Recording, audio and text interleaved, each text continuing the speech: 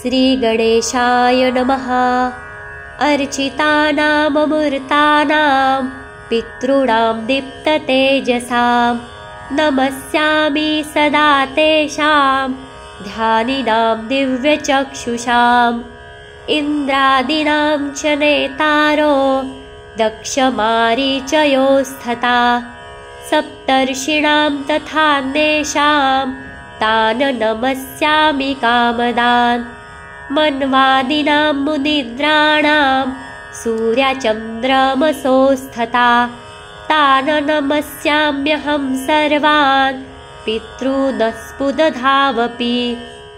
नक्षत्राणां ग्रहाणां च वायव्योऽग्न्योर्नभसस्तथा द्यावा पृथिव्योऽव्यश्च तथा नमस्यामि कृताञ्जलिः।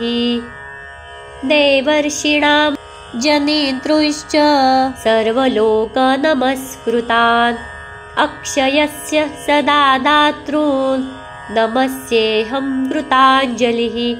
प्रजापतेः कश्यपाय सोमाय वरुणाय च योगेश्वरेभ्यश्च सदा नमस्यामि कृताञ्जलिः।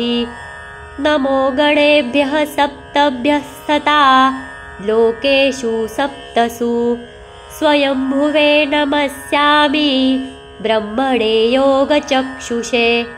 सोमाधारान् पितृगणान् योगमूर्तिधरांस्तथा नमस्यामि तथा सोमं पितरं जगतामहम्।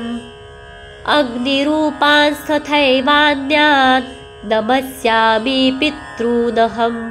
अग्निशोममयं विश्वं यत् एतत् शेषतः ये तु तेजसि ये चैते सोमसूर्याग्निमूर्तयः जगत्स्वरूपिणश्चैव तथा ब्रह्मस्वरूपिणः।